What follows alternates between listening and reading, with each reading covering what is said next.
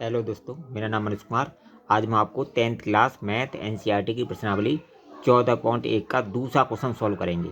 देखिए, दूसरा क्वेश्चन हमारा, किसी फैक्ट्री के 50 श्रमिकों की दैनिक मजदूरी के निम्नलिखित बंटन पर विचार कीजिए।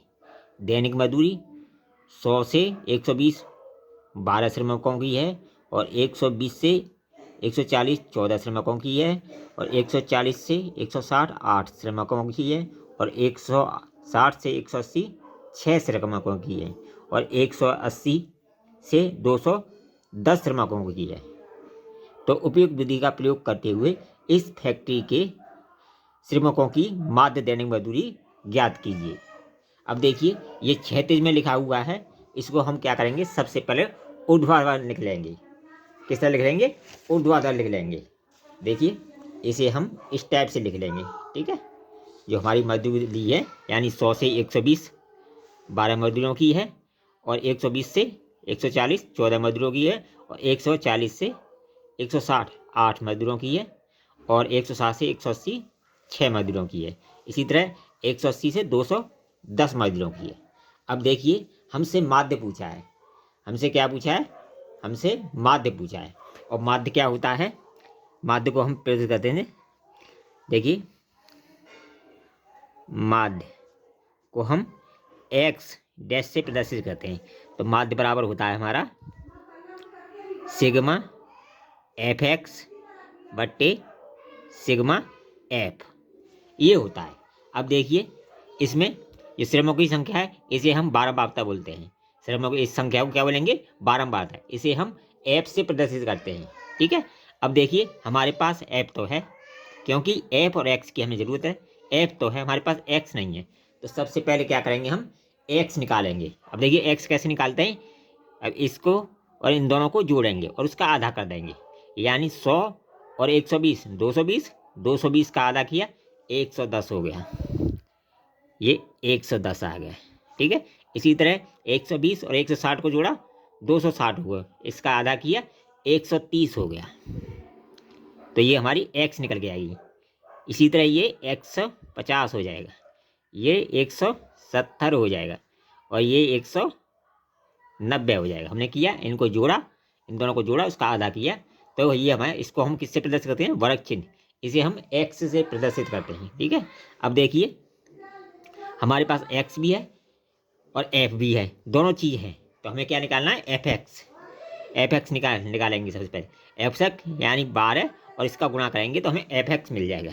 क्या मिल जाएगा? F x. अब देखिए, 12 और इसका गुणा करेंगे तो ये हो जाएगा 12 एक साथ इसका गुणा करेंगे तो ये हो जाएगा 1320। 1320।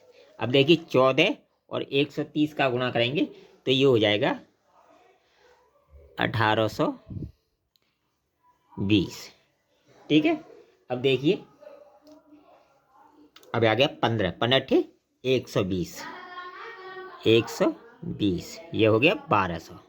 15 एक जीरो आ गई, और ये 17 छिक्के 102, 102 आगे जीरो है, जीरो आ गई, और ये हो गया 1900, एक जीरो बढ़ गई, ठीक है। ये क्या आ गया हमारा? अब देखिए, सिग्मा, सिग्मा का मतलब क्या होता है? कुल योग, यानी सिग्मा का मतलब होता है कुल योग। अब देखिए, श्रमिकों की संख्या हमारी कितनी दे रखी है? 50, यानी ये कितनी दे रखी है? 12 14 26, 26 और 8 34, और 6 40, और 10 50। ये हमारी दे रखी है सिग्मा एफ, बराबर दे रखी है हमें 50, ठीक है। और ये आएगी हमारी सिग्मा एफ एक्स, बराबर कितनी आएगी? इन दोनों को जोड़ेंगे, इन दोनों को जोड़ेंगे तो ये कितना हो जाएगा? टोटल करेंगे तो ये हो जाएगा 7260। कितना हो जाएगा? इनका टोटल करेंगे, ये हो जाएगा बराबर करके 7260। अब देखिए, हमें क्या निकालना? माध्य। माध्य का फॉर्मूला क्या है? इसको एक्स डैश से प्रदर्शित करते हैं। तो सिग्मा एफ एक्स बट्टे सिग्मा एफ, यानी इसके बट्टे ये। तो ये हो जाएगा, इसी में लिख देता हूँ, माध्य एक्स बराबर, तो सिग्मा एफ एक्स क्या है? 7260, 7260 बट्टे 50, ठीक है, 0 से 0 काट देंगे। अब इसको 5 से काटेंगे तो 5 एकन बराबर करके 5 एकन 5, 2 बचेगा, 22 हो जाएगा। ठीक है, 5 चौक 20, 2 बचेगा, 6 आ गया 26 हो जाएगा। तो 5 25, 25 एक बचेगा, 0 रहेगी, 5 दूनी 10। ये आ जाएगी हमारी, क्या आएगी, श्रमिकों की दैनिक मजदूरी। इनसे क्या पूछा है, श्रमिकों की दैनिक मजदूरी।